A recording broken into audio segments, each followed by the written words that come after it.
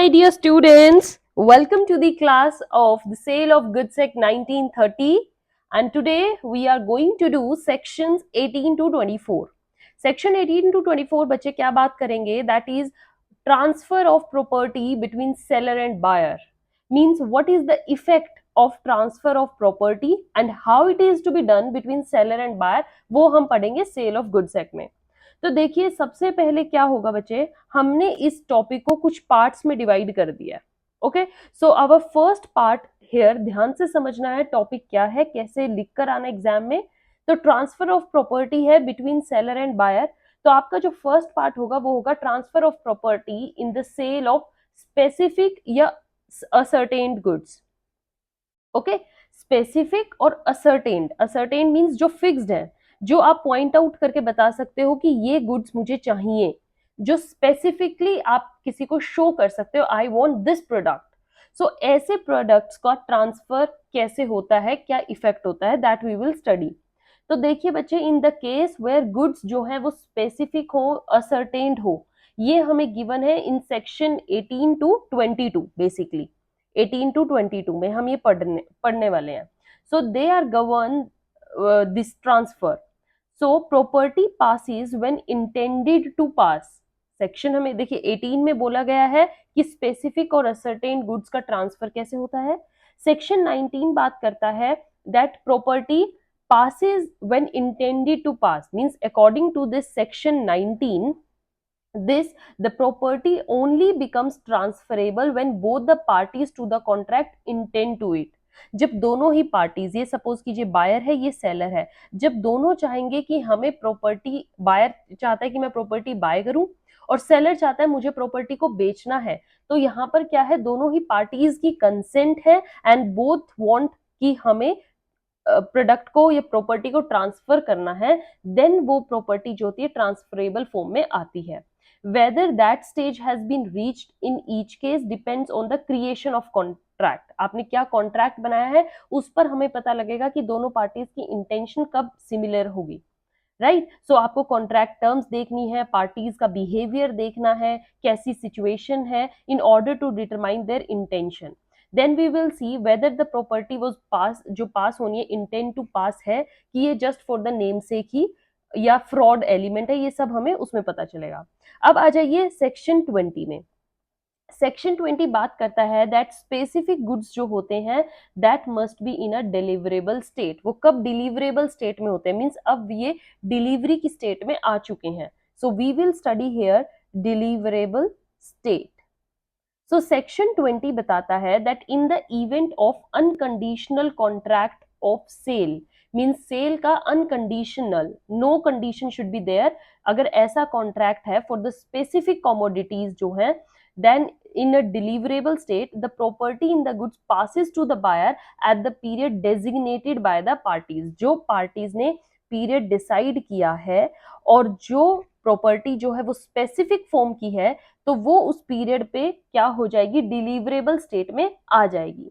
So when an unconditional contract for the sale for particular things, देखिए बच्चे बिल्कुल साफ है, जो स्पेसिफिक गुड्स होते हैं वो पर्टिकुलर होते हैं.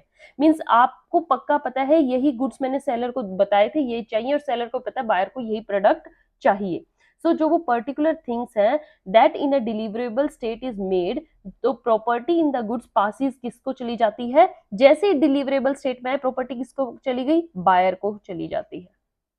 तो कॉन्ट्रैक्ट ऑफ सेल में सपोज कीजिए बायर ने बोल दिया सेलर को कि मुझे ये गुड्स चाहिए, और सेलर ने उनको ट्रांजिट में दे दिया, अब उनको कैरिज या कुरियर के थ्रू दिया जा रहा है, वो आ रहे हैं बायर के पास. तो इसका मतलब जैसे ही सेलर ने उनको डिलीवरेबल स्टेट में डाला, जैसे ही कोरियर वाले को या कैरिज जो लेकर जाते हैं उनको दे दिया कि ये सामान ले जाओ उस पर्टिकुलर बायर को दे आना, तो इसका मतलब सेलर ने अपना अब काम पूरा कर दिया. अब वो डिलीवरेबल स्टेट किसके पास आ गई है, बायर के पास. ठीक है, so this is made to the buyer at the time the contract is made, which also contains the first rule, क्या, डिटरमाइनिंग द पार्टीज इंटेंशन. यहां से जो भी हमने इंटेंशन की बात की वो भी यहीं पर ही पता लग जाएगी. Okay, next is section 21. Section 21 क्या बात करता है that specific goods to be put into deliverable state.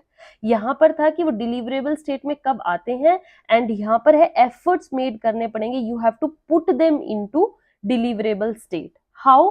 Section 21 states that it is irrelevant if price जो है वो पे हो चुका है, या प्राइस आपको डिलीवरी के टाइम ही देना है, या आप एडवांस में दे चुके हो, या आप लेटर ऑन इंस्टॉलमेंट्स में पे करोगे, इससे कोई लेना देना नहीं है। डिले हो चुका है तो it is irrelevant. Where there is an unconditional contract है सेल का, स्पेसिफिक गुड्स डिलीवरेबल फॉर्म में आपको डालनी है। The property the goods goes to the buyer at the time that contract is made. जिस टाइम पे आपने कॉन्ट्रैक्ट बनाया उस टाइम पर ही क्या हो जाता है, जो गुड्स हैं वो बायर के हक में आ जाते हैं। देन इज सेक्शन 22 हमें बताता है that specific goods are in a deliverable state but the seller has to do something to ascertain the price। means that when there is a contract हो गया है सेल का specific goods से related जो कि डिलीवरेबल कंडीशन उन पर लगी हुई है, बट सेलर को अभी उनका वेट मेजर करना है, ठीक है, टेस्ट करना है, या कुछ फर्दर कोई थिंग कैरी आउट करनी है, कोई एक्शन लेना है with regard to the goods in order to determine the price. Means उसको अगर सपोज कीजिए बायर ने बोल दिया कि मुझे इतने केजी समथिंग चाहिए, कोई भी ईटेबल्स लगा लीजिए चावल, तो सेलर ने भी बोल दिया हाँ मैं आपको दे दूंगा, बट सेलर को अभी उनका वेट मेजर करना है, ठीक है, जो वो सैक्स में जिसमें चावल जाएगा वो मेजर करने हैं, या उनको टेस्ट करना है अपना प्राइस देखने के लिए कि मैं कितने प्राइस पर इनको बेचूंगा, कितना प्राइस बन गया है बायर का देने के लिए। So the property doesn't transfer until seller carries out the required action. जब तक प्रॉपर्टी ट्रांसफर नहीं आएगी, जब तक कि सेलर ये सब चीजें ना कर दे। मीन सेलर को अगर कोई टेस्ट परफॉर्म करना है तो ये टेस्ट पहले परफॉर्म होगा, उसके बाद वो डिलीवरेबल कंडीशन में बायर के पास होंगे। अभी तक ये डिलीवरेबल कंडीशन में नहीं है, अभी तक इनका ओनर कौन है, सेलर ही है। अगर उसको कोई एक्शन लेना है तो he has to notify this about to the buyer, and until then the property doesn't pass to the buyer। Okay, यही सेम प्रोविजन सुप्रीम कोर्ट ने एक केस में भी किया था, that was the countship container lines limited versus D K Lal, 2010 का case था बच्चे। इसमें क्या था, that according to section 19 just जो हमने किया है, in a contract of sale of specific या जो असर्टेन गुड्स का प्रॉपर्टी इन देम जो होती है that is transfer to the buyer at the time specified in the contract. जो कॉन्ट्रैक्ट में टाइम लिखा गया है भाई इस टाइम पे आपको मिल जाएंगी, वो टाइम है जब उनकी प्रॉपर्टी किसको ट्रांसफर होती है, बायर को, right. Then that time is specified by the parties and for the purpose कि determined by the parties intention, तो हम consideration देखते हैं क्या given है, मतलब क्या बायर कितना प्राइस पे करेगा, पार्टीज का बिहेवियर देखा जाता है, सिचुएशन देखी जाएगी। So the rules for determining the parties intention for the moment at which property is to pass to the buyer, that is we will see in section 22 जो भी हमने डिस्कस किए हैं, right. Now come to section 23 बात करता है बच्चे about transfer of property in the sale of ascertained goods and appropriation. Okay, ऐसे असर्टेन गुड्स या एप्रोप्रिएशन बेस्ड है जो, उनमें कैसे ट्रांसफर होता है गुड्स का। सो देखिए according to section 23 when goods of that description are unconditionally appropriate to the contract, means जिस सामान के लिए आपने कॉन्ट्रैक्ट बनाया है और जो प्रोडक्ट आपको चाहिए वो अनकंडीशनली उस कॉन्ट्रैक्ट के सामान में फिट बैठता है, either by seller with the assent of the buyer और by the buyer with the assent of the seller, the property जो होगी गुड्स की वो पास टू द बायर तभी हो जाएगी जब दोनों के बीच में वो अनकंडीशनली एप्रोप्रिएशन हो जाएगी, right. This applies when contract is for the sale of unascertained goods. Suppose कीजिए ये हमने 23 लिखना है, अनअसर्टेन गुड्स है। अनअसर्टेन गुड्स मीन्स जिनको अभी आप प्रॉपरली असर्टेन नहीं कर पाए हो, प्रॉपरली बता नहीं पा रहे हो, they are not particular, general सामान है, आपने बोल दिया मुझे चावल चाहिए, यही थोड़ा बोला मुझे यही वाला सैक का चावल चाहिए, वो किसी भी सैक का आपको ट्रांसफर कर सकता है, that is uncertain. So uncertain goods या फ्यूचर गुड्स जो होते हैं, इनके केस में ये बात बोली गई है सेक्शन 23 की, if seller doesn't reserve the right to dispose of the goods when delivering this to buyer या करियर या किसी बेली के through, he is believe to have unconditionally appropriated the items of the contract, means उसने जो भी वो products के goods थे उनको अनकंडीशनली अप्रोप्रिएट कर दिया है।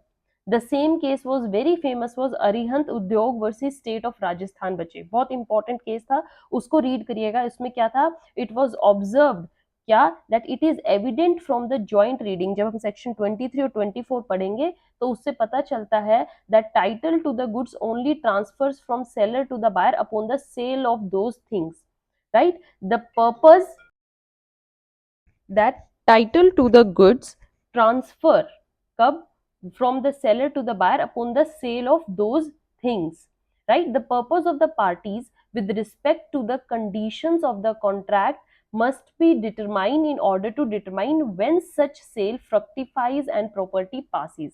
मेन चीज किस पर फोकस की गई है बच्चे, कॉन्ट्रैक्ट पे। हमें कॉन्ट्रैक्ट की कंडीशंस देखकर पता लगाना है कि यहाँ पर सेलर और बायर की क्या इंटेंशन है, क्या कंडीशंस हैं जिन पर प्रॉपर्टी ट्रांसफर होगी। The property in the goods passes when they are in a deliverable state. जब वो डिलीवरेबल स्टेट में होते हैं तभी प्रॉपर्टी ट्रांसफर होती है। Deliverable state means they are ready to be delivered, मतलब बने बनाए रखे हैं सेलर के पास, he just need to give them या hand over to the buyer, okay. And there is an unconditional contract उन पे, unless it is clear from the terms of the contract. तो ये होता है अनसर्टेन के केस में और वो है असर्टेन के केस में। दोनों ही चीजें अगर डिलीवरेबल स्टेट है then the property transfers to the buyer, right. So with this section 18 to 24 are over. This is the very easy topic बच्चे, बट अच्छे से रीड करोगे समझोगे तो कंफ्यूज नहीं होगे इसमें क्या बोला गया है, क्या समझना है। अगर किसी बच्चे को कोई डाउट है comment me. Till then have a good day, thank you.